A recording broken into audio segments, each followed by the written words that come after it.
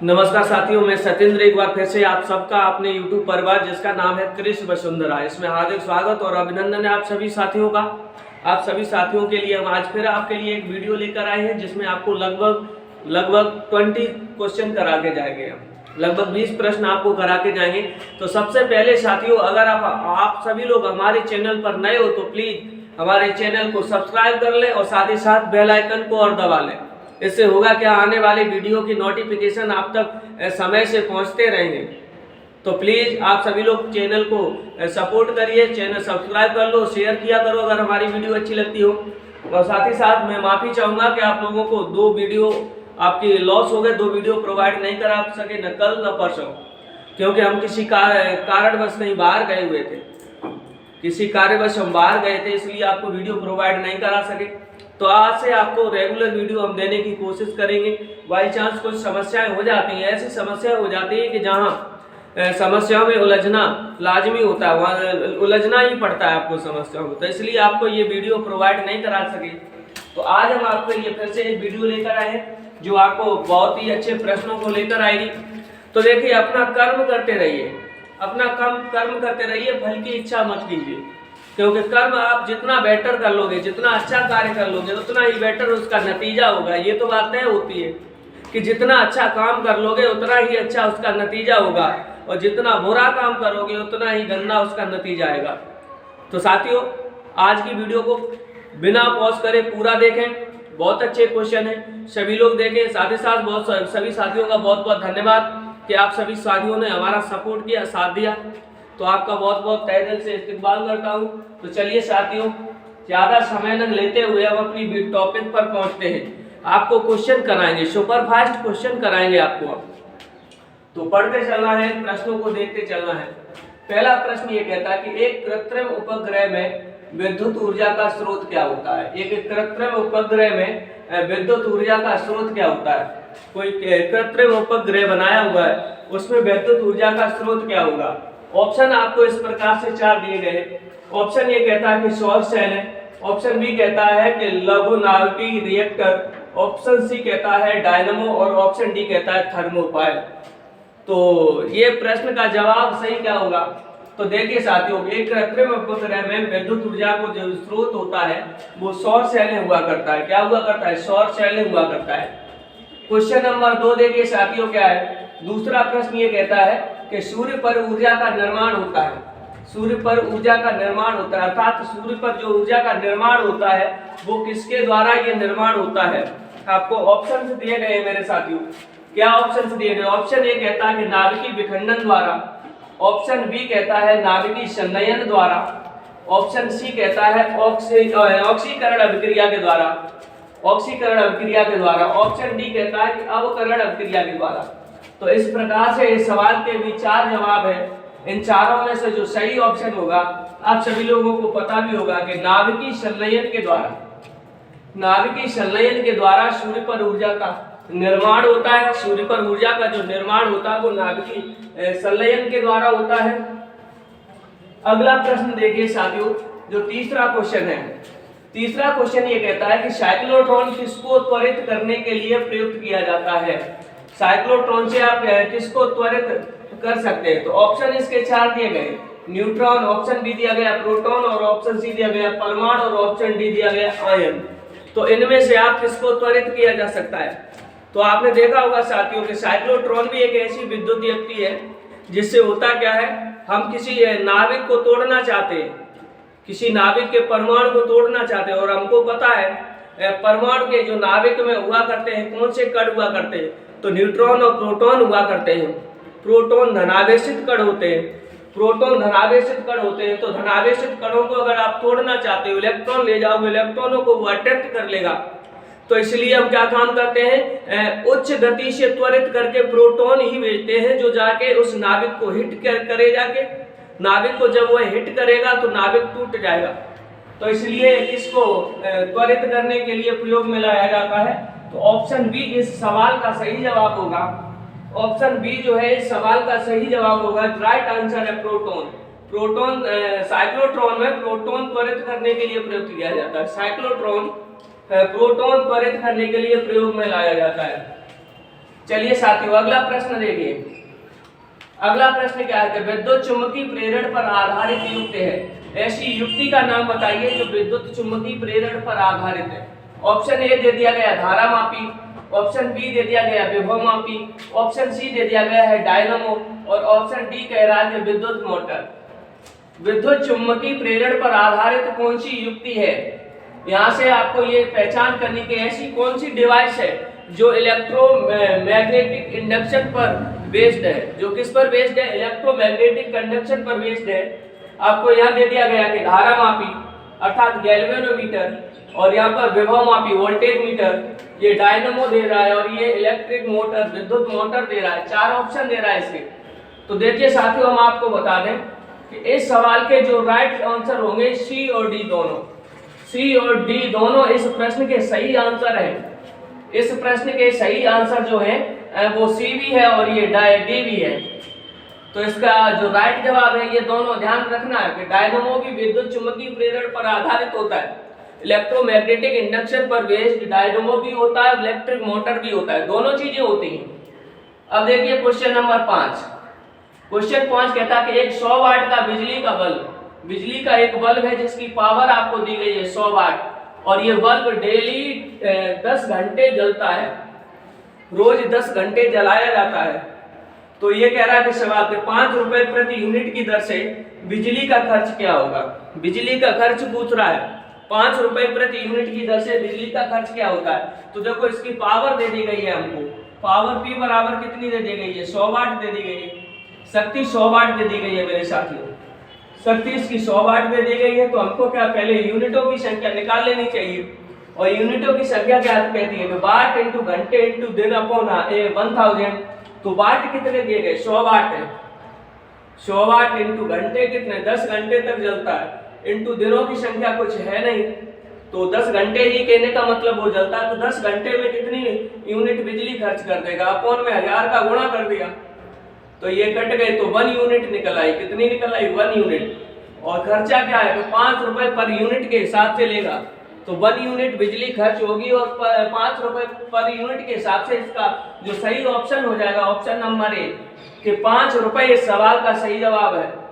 Question number 5 जो था इसका सही जवाब है 5 रुपए। अगला क्वेश्चन कहता है कि जलते हुए बल्ब के तंतु का तापमान क्या होता है। जलते हुए बल्ब का जो बल्ब ऑन है उसके फिलामेंट का आपको टेम्परेचर बताना है कि कितना टेम्परेचर होता है। ऑप्शन 4 दे दिए गए। पहला ऑप्शन कह रहा है कि 100 डिग्री सेल्सियस, दूसरा पहला ऑप्शन कहता है 100 डिग्री सेल्सियस से 500 डिग्री सेल्सियस, ऑप्शन बी कहता है कि 1000 डिग्री सेल्सियस से 1500 डिग्री सेल्सियस, ऑप्शन सी कह रहा है कि 2000 डिग्री सेल्सियस से 2500 डिग्री सेल्सियस और ऑप्शन डी कह रहा है कि 3000 डिग्री सेल्सियस से 3500 डिग्री सेल्सियस। तो इस सवाल का जो सही जवाब हो जाएगा मेरे साथियों वो ऑप्शन डी इस सवाल का सही जवाब है। अगला सवाल देखो क्वेश्चन नंबर 7 प्रश्न कहता है कि 220 वोल्ट जनरेटर से एक बल्ब जुड़ा हुआ है। कितने वोल्ट के जनरेटर से? तो जनरेटर की जो वोल्टेज दी गई है वो 220 वोल्ट दी गई है जिसमें करंट फ्लो जो हो रही है वो 0.5 एम्पियर की करंट फ्लो हो रही है। तो बल्ब की शक्ति क्या होगी? तो हमने आपको बताया था साथियों कि शक्ति निकालने के 3 सूत्र होते हैं। तो P बराबर देखो एक VI होता है, P बराबर एक होता है I²R होता है और P बराबर एक V²/R होता है। जौन सी जरूरत पड़ती है जरूरत के हिसाब से वही फॉर्मूला हम लगा लेते हैं। क्या दिया गया है? यहाँ पर वोल्टेज दी गई धारा मीन्स V और I के मान दिए गए। तो कौन सा सूत्र हमारा सही रहेगा? पहले वाला P बराबर VI, यही हमने लगा दिया। तो देखो एक बल्ब जुड़ा हुआ है तो शक्ति क्या हो जाएगी इसकी? तो इसकी जो शक्ति पावर होगी वो क्या होगी? वो हो जाएगी V इंटू I। V की वैल्यू है 220 इंटू I की वैल्यू कितनी है? 0.5। मल्टीपल कर दिया 22 पंचे 110, एक जीरो आ गई, एक अंक बाद दशमलव, तो 110 वाट। कितने वाट निकल के आ रही है? वाट यहाँ पर शक्ति का यूनिट है, शक्ति का ऐसा यूनिट यहाँ पर वाट है। तो इसका सही जवाब देखिए option A 110 watt, option B 100 watt, option C 440 watt और ऑप्शन डी कहता है 220 वाट। तो यहाँ से देखिए ऑप्शन ए इस प्रश्न का सही जवाब हो जाता है। तो देखिए साथियों, 8वां प्रश्न क्या है आपके सामने। 8वां क्वेश्चन क्या कहता है, 8वां सवाल कहता है कि घरेलू तार स्थापन मूलतः होता है। घरों में जो बिजली की फिटिंग होती है या वायर की जो फिटिंग होती है वो किस प्रकार से होती है। तो घरेलू तार स्थापन मूलतः किस प्रकार से होता है। तो आपको ऑप्शन दे दिए गए कि ये सीरीज में जोड़े जाते हैं, अर्थात ये श्रेणी क्रम में जोड़े जाते हैं, या फिर घरों में जो वायर फिटिंग होती है वो पैरेलल क्रम में होती है, पैरेलल होती है, अर्थात समांतर क्रम में होती है। और ऑप्शन सी कहता है कि समांतर व श्रेणी दोनों के क्रम में होती है। ऑप्शन सी इस प्रश्न का ये कहता है कि समांतर व श्रेणी दोनों क्रम में होती है। और ऑप्शन डी कह रहा है कि कमरे के अंदर श्रेणी और कमरे के बाहर समांतर क्रम में होती है। तो इस सवाल का सही जवाब क्या होगा। इस सवाल का सही जवाब मेरे साथियों ऑप्शन बी हो जाएगा। क्या हो जाएगा, ऑप्शन बी इस सवाल का सही जवाब है। क्वेश्चन नंबर 9 देखिए, घरेलू विद्युत सप्लाई के दौरान काले रंग का आवरण युक्त तार है। घरेलू विद्युत सप्लाई के दौरान काले रंग का आवरण युक्त तार क्या होगा।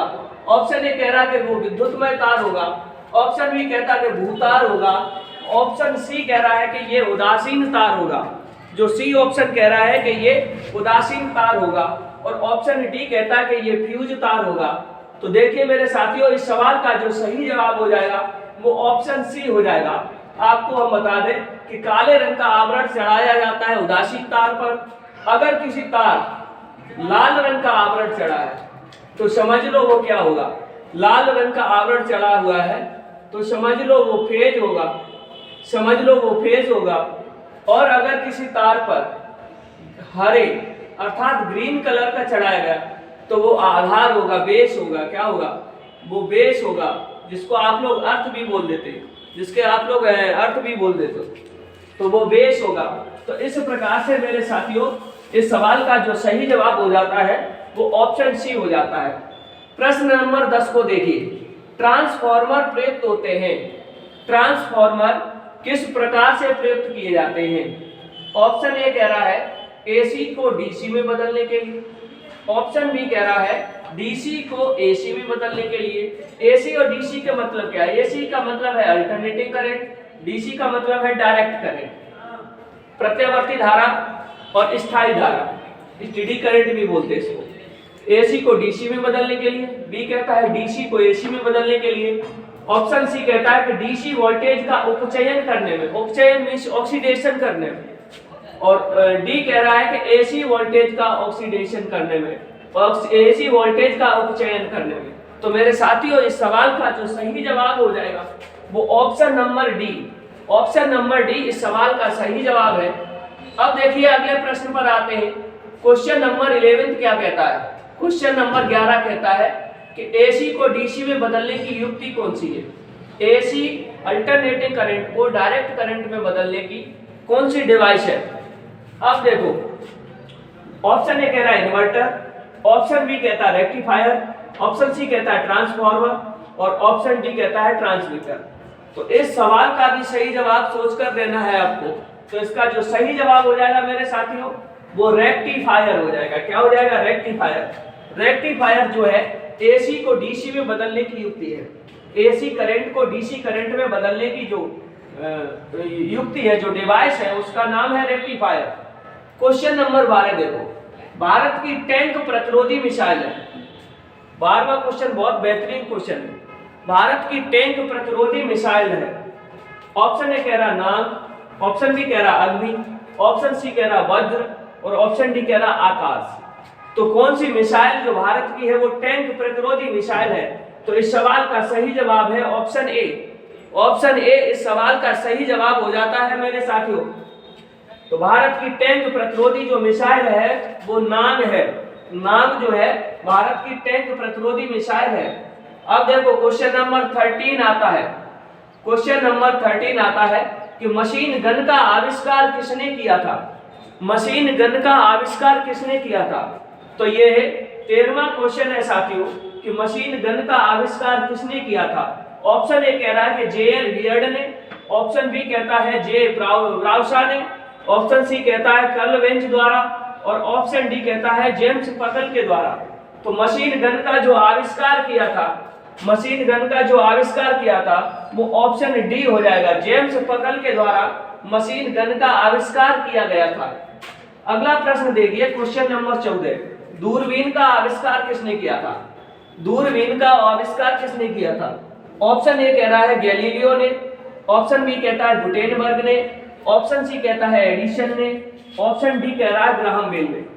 तो दूरबीन का आविष्कार किसने किया था, इस सवाल का सही जवाब बताना है साथियों। तो देखिए साथियों, आपको बता दें कि ऑप्शन ए इस सवाल का सही जवाब हो जाएगा, ऑप्शन ए इस सवाल का सही जवाब हो जाएगा।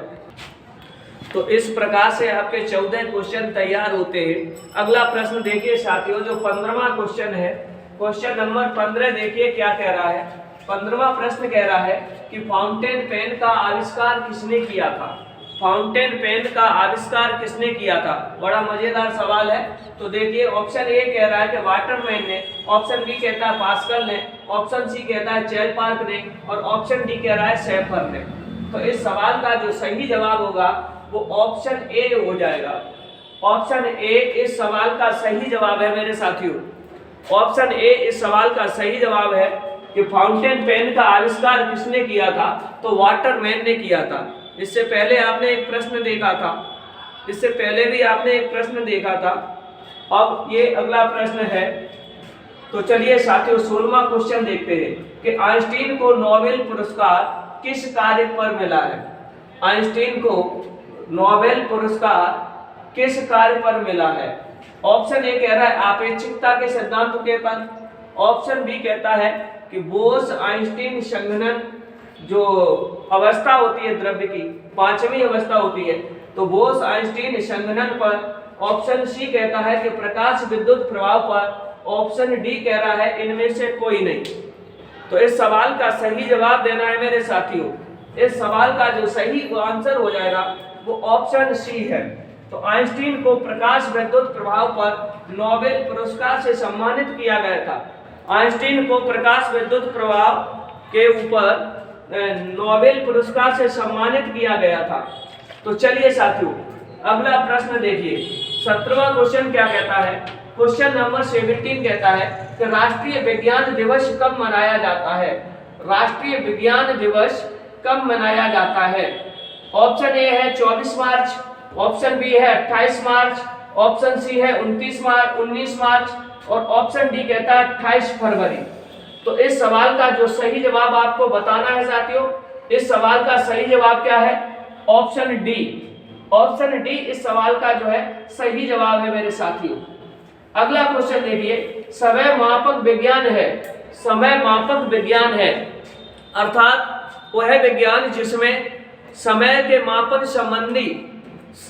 मापन संबंधी नियमों का अध्ययन कराया जाता है, उसकी स्टडी कराई जाती है कि समय का जो मापन होगा कैसे करना चाहिए, उस विज्ञान को क्या कहते हैं? ऑप्शन नंबर ए कहता है हॉरोलॉजी, ऑप्शन बी कहता है कॉस्मोलॉजी, ऑप्शन सी कहता है टोमोग्राफी और ऑप्शन डी कहता है हाइड्रोलॉजी। तो इस सवाल का सही जवाब क्या होगा मेरे साथियों? तो option number A, option number A इस सवाल का सही जवाब है कि समय मापक जो विज्ञान है वो हॉरोलॉजी है।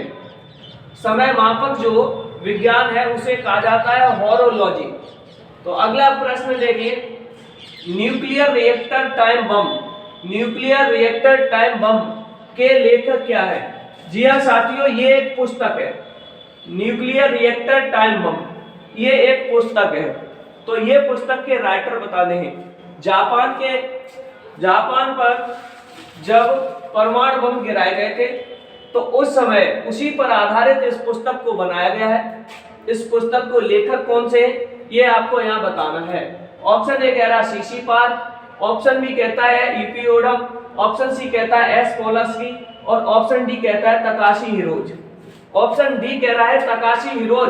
तो इस सवाल का जो सही जवाब है वो option number D, option number D इस सवाल का सही जवाब है। न्यूक्लियर रिएक्टर टाइम बम के लेखक कौन से हैं? तो तकाशी हिरोज याद रखोगे। तो ये एक पुस्तक है। अगला प्रश्न देखिए, आज का अंतिम सवाल है ये कि चंद्रा एक्सरे दूरबीन का नाम, चंद्रा एक्सरे दूरबीन का नाम किस वैज्ञानिक के सम्मान में रखा गया? चंद्रा एक्सरे दूरबीन का नाम किस वैज्ञानिक के सम्मान में रखा गया? तो इस सवाल का सही जवाब मेरे साथियों आपको यहाँ देखना है कि क्या हो जाएगा। तो ऑप्शन ए कह रहा है कि चंद्रशेखर वेंकट रमन, ऑप्शन बी कहता है जगदीश चंद्र बोस, ऑप्शन डी कह रहा है प्रफुल्ल चंद्र रॉय और ऑप्शन डी कह रहा है सुब्रमण्यम चंद्रशेखर। ऑप्शन डी कह रहा है सुब्रमण्यम चंद्रशेखर। तो इस सवाल का जो सही जवाब है वो सही जवाब मेरे साथियों हो जाएगा option number D, Subrahmanyan Chandrasekhar. Chandra x ray दूरबीन का जो नाम है सुब्रमण्यम चंद्रशेखर के सम्मान में रखा गया है, के सम्मान में रख दिया गया है। तो ऑप्शन डी इस सवाल का सही जवाब है। अब देखिए साथियों, आपको हम कुछ प्रश्न देते हैं, आपको जैसे प्रश्न दे रहे हैं इसका जवाब कमेंट बॉक्स में दे रहा है। प्रश्न ये कहता है सर सीवी रमन को, सर सीवी रमन को, सीवी रमन को नोबेल पुरस्कार किस कार्य के लिए दिया गया? किस कार्य के लिए दिया गया? किस कार्य के लिए दिया गया? इस सवाल का जवाब आपको अपने कमेंट बॉक्स में देना है। इस सवाल का जवाब आपको कमेंट बॉक्स में देना मेरे साथियों। साथ ही साथ साथियों, आप लोगों को ये वीडियो कैसी लगी कमेंट बॉक्स में जरूर बताएं। साथ ही साथ हमारे चैनल को सब्सक्राइब कर लें, बेल आइकन को दबा लें। वीडियो अगर अच्छी लगती हो तो सब्सक्राइब शेयर भी किया करो इसे। आप सभी लोग कमेंट भी किया करो। आप सभी लोगों का बहुत बहुत धन्यवाद। इसी प्रकार की वीडियोज आपको मिलती रहेंगी। 15 से 20 की रेंज में रेगुलर क्वेश्चंस आपसे लाते रहेंगे जब तक आप जो टारगेट आपने रखा हुआ है 33/33 25 दिसंबर तक रेगुलर आपको वीडियो प्रोवाइड कराएंगे। तो आप सभी लोग हमारी वीडियो को जरूर देखा करें, सवालों को पढ़ा करें। इससे पढ़ने से क्या होता है, आपकी प्रैक्टिस ही चलती रहती है, आपकी प्रैक्टिस होती रहती है। तो रेगुलर इन सवालों को पढ़ते रहें, साथ ही साथ हमारी वीडियो देखते रहें, खुश रहें, घर पर रहें, सुरक्षित रहें और मन लगाकर पढ़ाई करें। जी जान लगा दो, अब क्या बस कुछ ही दिन तो बाकी हैं। मेहनत कर लो, मेहनत। अगर मेहनत कर लोगे तो जीवन संवर जाएगा। चलिए साथियों, आज के लिए बस इतना ही। धन्यवाद।